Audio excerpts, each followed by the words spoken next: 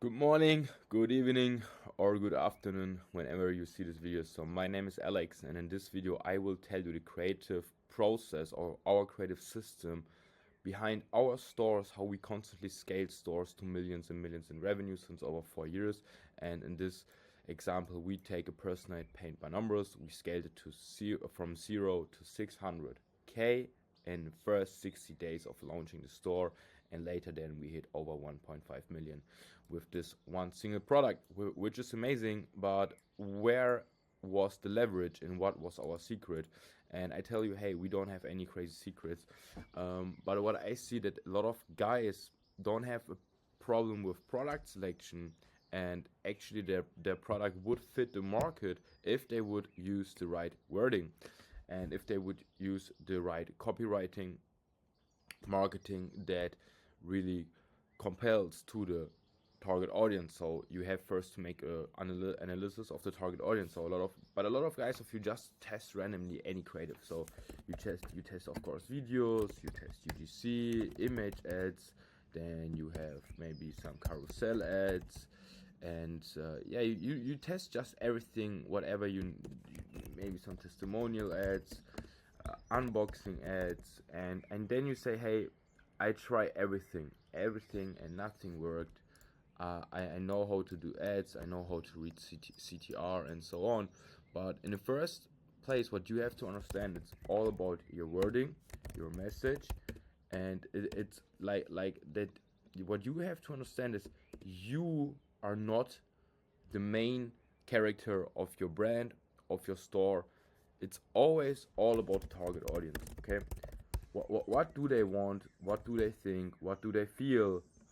And how they talk and what they want to hear and what kind of problems they have.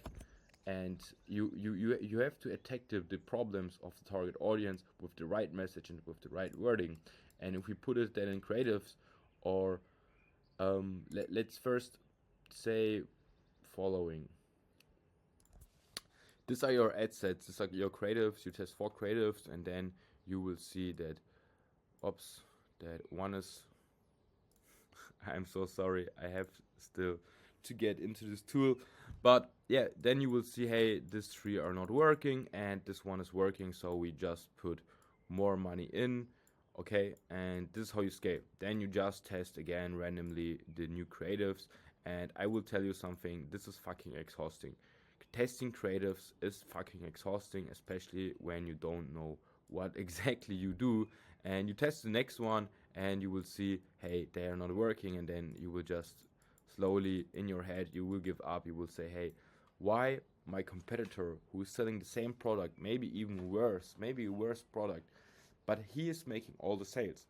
Because in the end point, it doesn't matter what product you sell and how good your product is if you can't say it with the right message and with the right wording. Okay, if you can't put the right wording and the right message into your ad, and you can't tell what your product is solving for the target audience, then you will be lost.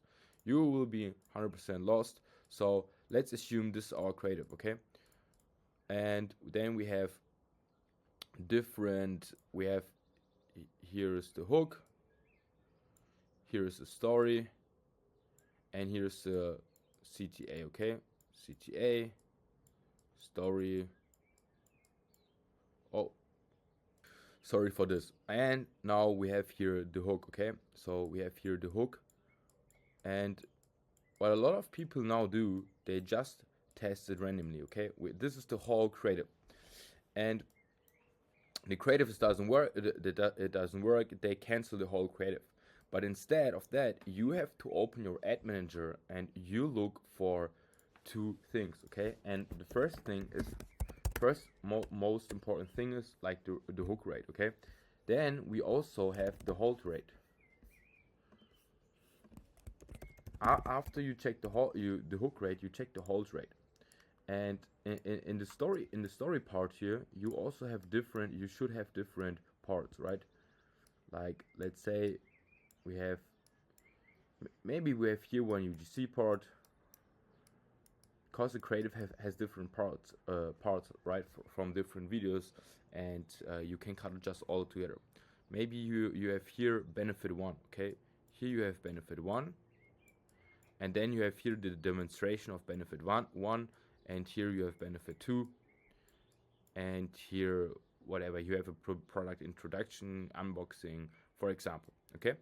And let's assume now that you have a bad hook rate but a good hold rate. I don't know why this is happening, but let's assume you have a good hook rate and a bad hold rate, okay?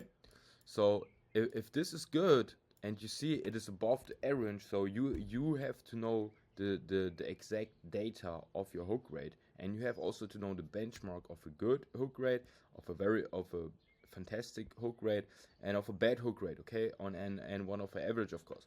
So if you know this benchmarks and you see, hey, my hook rate is really good, it's above this and this number, and it is really good, so we don't have to change it.